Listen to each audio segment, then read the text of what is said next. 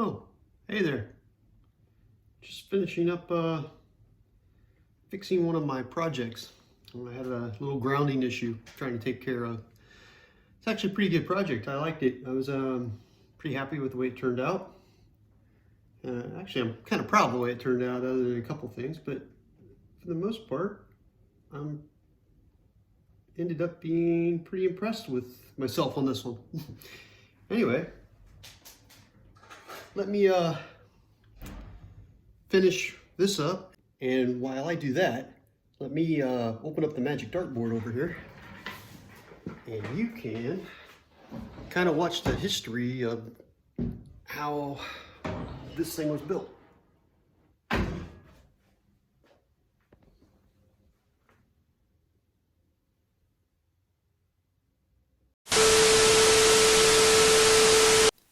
Okay, let's start with my inspiration for this project.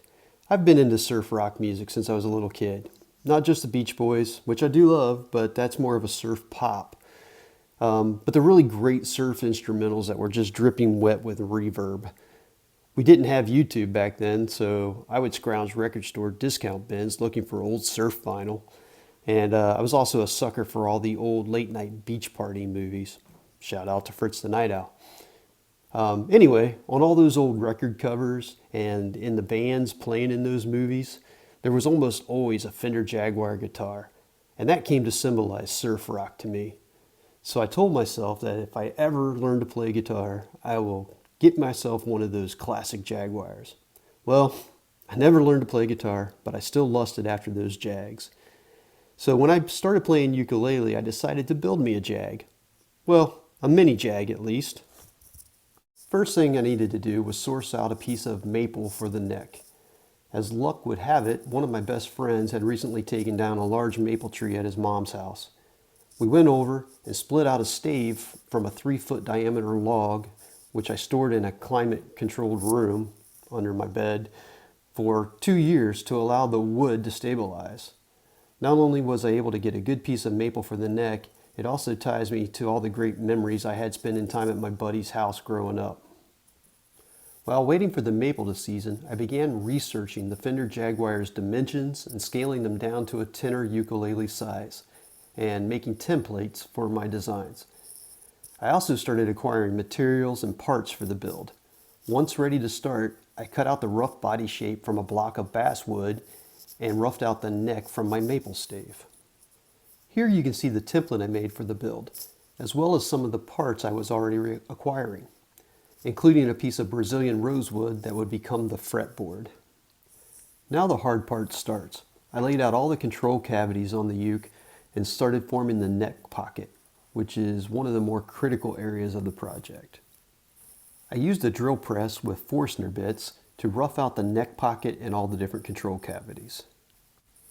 Then I refined their shapes using a trim router, files, sandpaper, and chisels. With the neck pocket complete, I laid out and drilled the holes for the joining plate and screws that would secure the neck to the body. I also refined the overall body shape, including copying the arm and body contours from the original Fender Jaguar. At this time, I began refining the neck shape. Even though I was pretty confident it wasn't needed, I did decide to add a truss rod into the uke's neck, as I just didn't want to risk the neck warping from the string tension over time. To keep things simple, I did not make it an adjustable truss rod. I simply rounded over the ends of a piece of 1/4-inch square stainless steel and inlaid it into the neck using my trim router. Once I had a nice snug fit, it was glued into place. With the neck all but complete, it was time to turn my attention to the fretboard. To be honest, I put this off for quite a while due to the level of precision required, since the frets must be at a precise distance to produce the correct notes. I began by cutting the rosewood to the length required, but slightly wider than the neck. Then I carefully marked the fret locations and used a Japanese flush cut saw in a miter box to cut the frets. I didn't show it here, but I used locating pins in the neck to lock the fretboard's position and then shaped it to match the neck's taper. After gluing the fretboard into place, it was final sanded to match the neck contour and I laid out and drilled the fret marker locations. You can also see here that I've drilled out the mounting holes for the tuners as well. I used green abalone shells for fret markers and glued them into place. With the markers in place, I used a radius sanding block to finish the fretboard surface with a gentle curvature. I bought a roll of jumbo fret wire, and then I made a jig to pre-curve it to match the fretboard radius. Then I cut individual frets and pressed them into the fret slots. Once firmly in place, I used a small file to dress down the ends of the frets so there were no sharp edges. Now, after a final test fit, it was time to final sand the body and neck and move on to applying the finishes. The neck was easy, as I'd always planned on applying a coat of polyurethane to the maple and using Dr. Duck's Axe Wax as the only finish on the rosewood fretboard. I also made up a personalized logo based on the Fender logo and had it printed up on waterside decals. I applied the decal to the headstock after the second coat of polyurethane and added more coats of polyurethane to finish out the neck. I have to say I was pretty pleased with myself for how it turned out. Turning to the body, the first thing I did was apply a coat of primer. From the very start, I knew I would be going with one of two Fender colors, either seafoam green or surf green. I absolutely love these colors on old Fender guitars, but this is also where all my frustrations began. My first attempt at paint ended up with a very nice coat of paint, but it was more of a turquoise blue rather than green. In fact, the color was actually very close to another Fender color called Dauphine Blue, which I really like. However, for this project, it just wouldn't do for me. I don't know how many different attempts I ended up making. However, I'm pretty sure I ended up painting, sanding off, painting this ukulele 6 or 7 times at least. After driving my poor wife crazy with my obsession to achieve the perfect shade of green, I finally got a beautiful coat of paint that was nearly a dead-on match for Fender Surf Green. And at that point I declared it a success, allowing me to finally move on to finishing this ukulele. The next thing I tackled was making all of the metal parts. Starting with an 1/8 inch thick piece of stainless steel sheet metal, I laid out all the switch plates, the tremolo base, control plate, and the neck joining plate and rough cut them using a 4-inch grinder and cutoff wheel. Next, using my bench grinder, a drill press, files, sandpaper, pretty much all the tools I had at my disposal, I began to shape the joining plate, switch plates, and control plate and fit all the controls.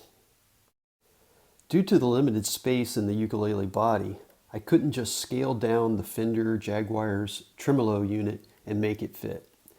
As a result, I had to redesign it into a smaller package to work for this application. This turned out to be one of the more challenging aspects of the build. The last of the metal work was to make an adjustable bridge that would allow precise adjustments to the string lengths for proper tuning. After final fitting and polishing, all the metal pieces were ready to be fitted. Now that all the components were finished, I was able to begin assembly. I started by using the joining plate to attach the neck and the body, followed by fitting the string tuners, then the tremolo unit, switch plates, bridge, and control plates. With all the hard parts mounted, it was time to cut and fit the pick guard. Once it was cut to shape, I beveled the edges, drilled the mounting holes, and cut the opening for the pickup that would turn the string vibration into an electronic signal. With all the hardware complete, I put strings on it just to test the tension, didn't rip the thing apart, and also give myself a sanity check that everything was on the right track. Then I blew the whole thing apart again to tackle the final wiring. However, before starting the wiring, I lined all the control cavities and the backs of the pickguard and control plates with copper foil. This was done to shield the electronics from electromagnetic and radio frequency interference. Without the shielding, interference can result in buzzing or static in your signal output and your final sound. With the shielding in place, I went ahead and soldered in all the final wiring using a schematic that I mimicked from the original Jaguar wiring. Since I'm only using a single humbucker pickup, I use the switchgear to split the two coils in the humbucker, allowing me to use the switches to provide various combinations and different sound options from the single pickup. And with the wiring completed, I was able to put it all back together. I did add a couple of strap buttons so I could use my super cool Ed Ross Surf Fink guitar strap, which I felt finished off my surf rock ukulele masterpiece very nicely. All right, before we actually plug this in and see how it sounds, just want to try to give you a closer view of the finished product, go over a couple more things. So, as I said, everything in this ukulele I pretty much made from scratch with just the exception of a few pieces. So, you know, the tuners I bought, they're mini Fender tuners, and I didn't touch those. Those haven't been modified. Strap buttons, didn't modify those. The switches, the little micro switches, didn't do anything with those. The smallest potentiometers I got for the tone knob and the volume knobs, they were too big still, so I did modify those. I had to turn down the knobs to make them smaller and fit, and I reshaped them. Took the flange off of the base of them. And yeah, the humbucker pickup, other than splitting the coil from one coil into two, that's the only thing I did there. I did nothing physically changed about it. Other than that, everything else was either raw steel, stainless steel, or something I bought and then physically modified to fit and downscale it. Even the whammy bar knob was a full-size Strat whammy bar, and I cut it down, made it smaller, and even took the cap on the end off and reshaped it and made it smaller. So, to kind of like scale it down. Now, everything is not perfectly to the same scale. Some just space-wise, I couldn't get it done. But, so, yeah, so I think it looked pretty good. Came out pretty well. I love the body shape, even the indents I got nice and smooth.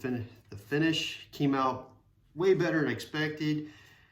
I'm over the moon about how I got the neck shape and how well I did that. So I'm really pleased with the time and effort I put into this. The nut up here on it, that's actually made from a piece of camel bone. You go figure, you can buy camel bone on the internet. It's supposed to be really hard and dense to transmit the sound better. So, and then again, there's that Jack's Wire logo I made for my own personal touch there. So yeah, overall, I think it looks great, personally. I hope you agree. Considering, you know, this is my first attempt at anything like this, and being a luthier and getting these spacings right for the frets, that was crazy stressful.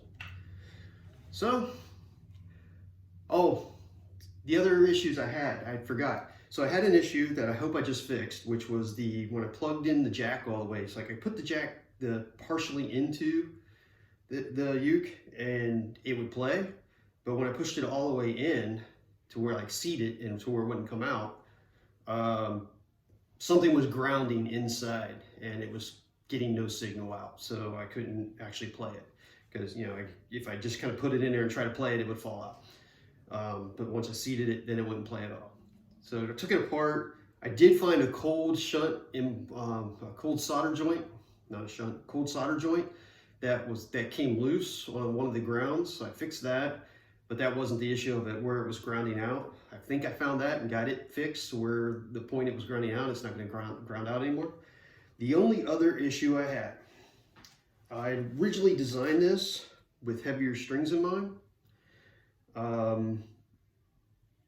Turns out the spring I chose for my tremolo unit wasn't up to the job with those heavier strings.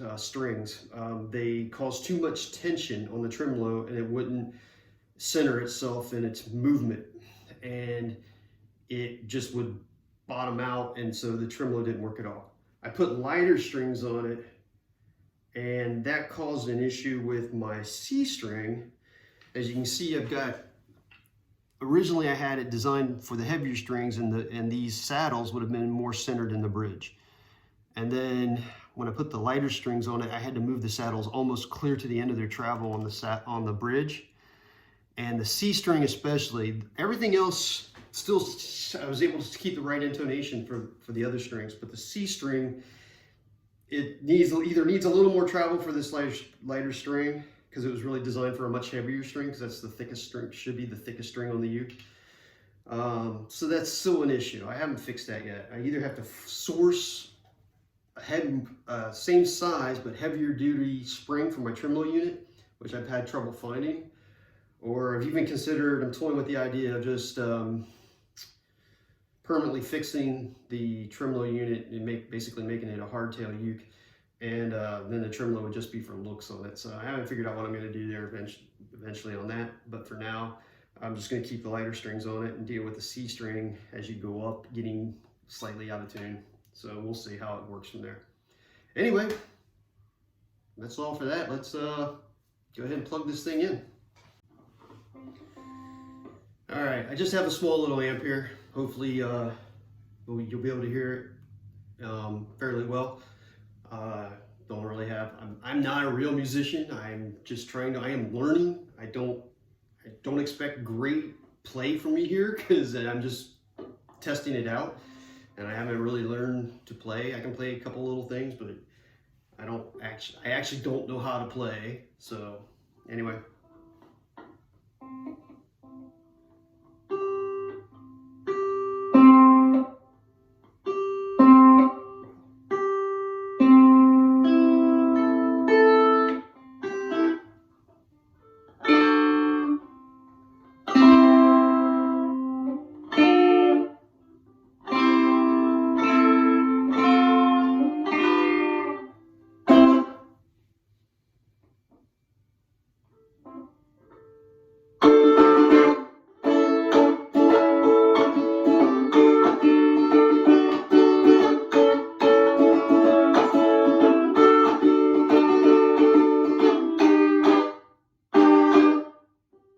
Does that sound right to you?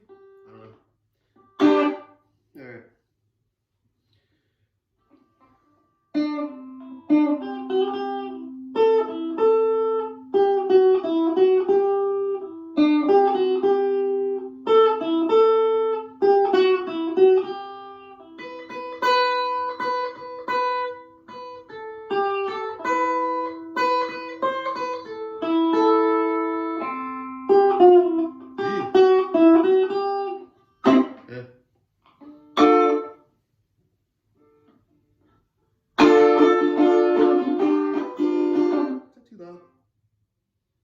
That's wrong.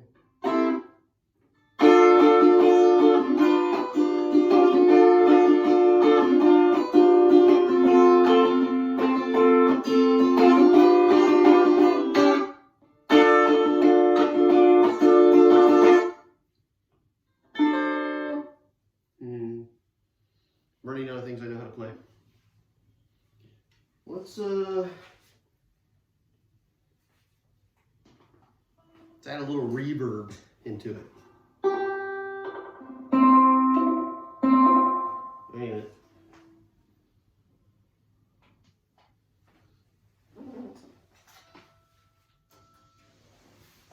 Not reverb yet. Let's add a little bit of gain to it. Metal.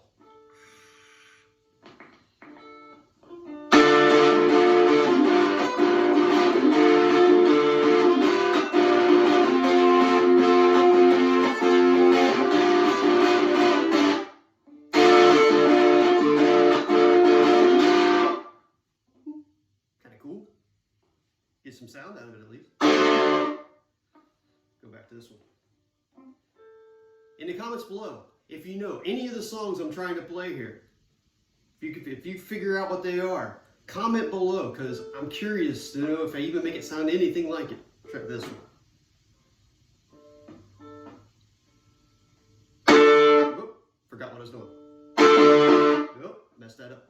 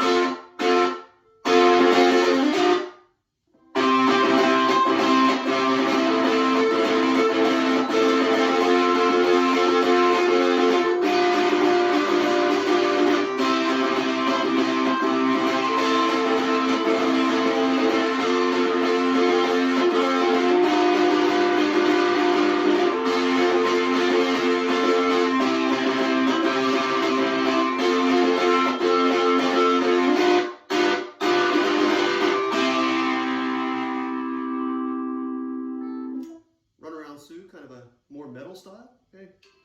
Guess I gave that one away, huh? All right. All right, let's try one more thing here before we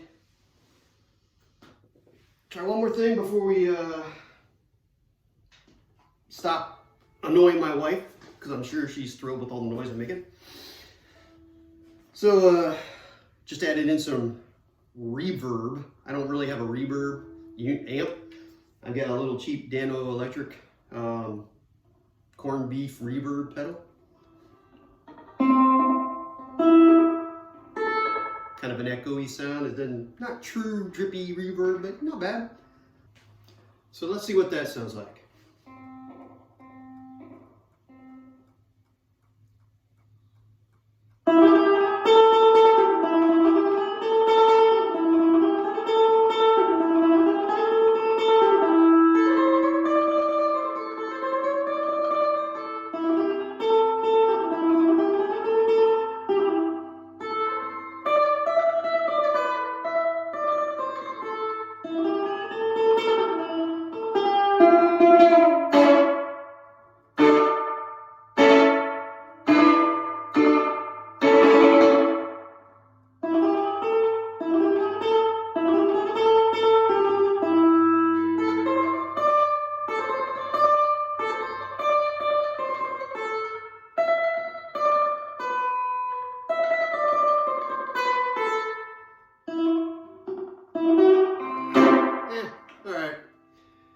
Having a hard time getting it played clean all the way through.